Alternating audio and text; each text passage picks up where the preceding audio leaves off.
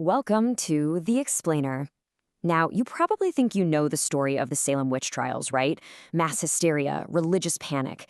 But what if the official history we've all been told is, well, a lie? Today, we're diving into evidence that suggests the trials weren't just a tragic episode. They were part of a cover-up, a conspiracy that starts with the disappearance of the very woman who kicked the whole thing off, Tituba. So we're not going to start at the beginning, no. To really get what's going on here, we have to jump to the end of one person's story, because it's right there, in her disappearance, that the real mystery of Salem actually begins. Just let that sink in for a second. Tituba, the woman whose incredibly dramatic confession of witchcraft was the spark that lit the flame of the Salem hysteria, poof, she's just gone from the record. It's not like they misplaced the paperwork. It's like someone took a giant eraser to history on purpose. And that is the big question, isn't it? Why? Why would you deliberately get rid of your star witness? This wasn't some historical oversight. The evidence we're looking at today suggests this was an intentional act, and it points to something way, way more calculated than just a town losing its mind. Okay, so to really get why Tituba was so important and why someone might want her to disappear, we need to understand what Salem Village was actually like in 1692. And let me tell you, it wasn't a peaceful place. It was a pressure cooker just waiting to explode. And this timeline, it really lays it all out. You see, Salem didn't just wake up one day and start seeing witches everywhere. This was a slow burn. You had a brutal war raging to the north, flooding the area with terrified refugees and their horror stories. You get a new, super divisive minister, Samuel Parris, and the whole village was basically split right down the middle, with two powerful families, the Putnams and the Porters, at war. The stage was set long before the first girl started having fits. Yeah, let's really dig into this poisonous atmosphere. This was a society at war with itself. You've got farmers who are deeply resentful of the wealthy merchants in town. Everyone is living in constant fear of violent raids. They're literally fighting over the minister's salary. And you've got Reverend Parris preaching these paranoid sermons about invisible enemies hiding among them. In a place like that, an accusation of witchcraft, it's the perfect weapon. So, into this chaotic mess, 3 women are arrested: Sarah Good, Sarah Osborne, and an enslaved woman in the Parris household, Tituba.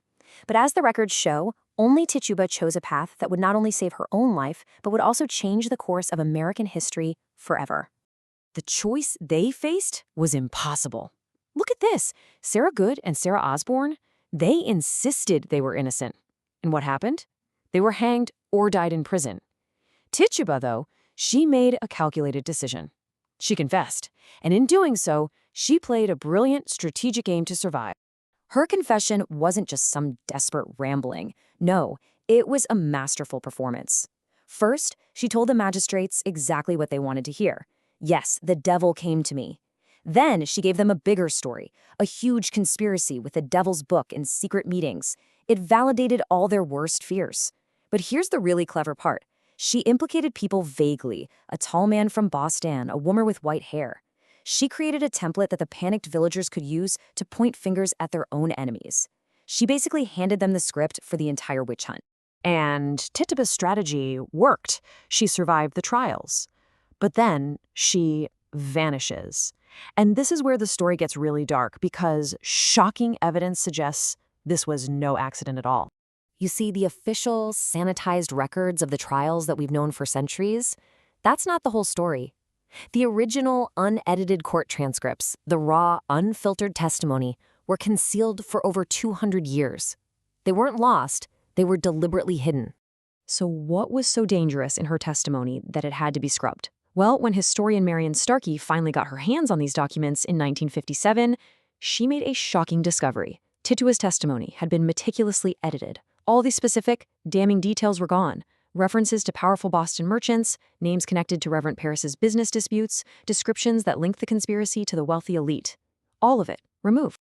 And here's the twist that sounds like it's straight out of a thriller. Shortly after Starkey published her research, the very documents proving the cover-up, they disappeared. The archives just claimed they'd been returned to a private collection. The evidence of the cover-up was itself covered up, preventing any other historian from ever examining it again. This leads us right to the heart of the matter. Was the witch hunts not just village hysteria, but something orchestrated, or at the very least exploited, by powerful men for their own gain? And was Tituba erased from history because she simply knew too much about them?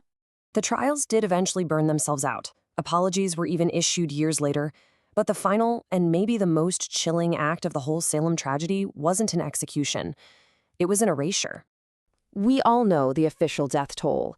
We remember the 19 men and women who were hanged on Gallows Hill, victims of the court's deadly hysteria.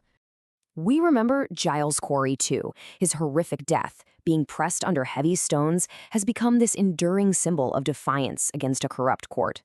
But only Tituba, the woman who started it all, and somehow survived it all, was made to disappear. After being sold to an unnamed person to pay for her jail fees, she vanishes.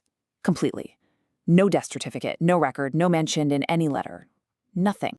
This wasn't a historical accident. It was an act of what we can call active erasure. It was a final, necessary step to bury the truth of who might have really been pulling the strings behind the Salem witch hunt, making sure their names were never connected to the tragedy. And so we're left with this. The fact that we can't know for sure what happened to Tituba is maybe the most damning evidence there is. Her absence from the record is a historical void that speaks volumes. It's a silence that leaves us with a haunting question, one that's just as important today as it was then. Who gets to control the stories we tell, and what truths are being silenced right now to protect the powerful?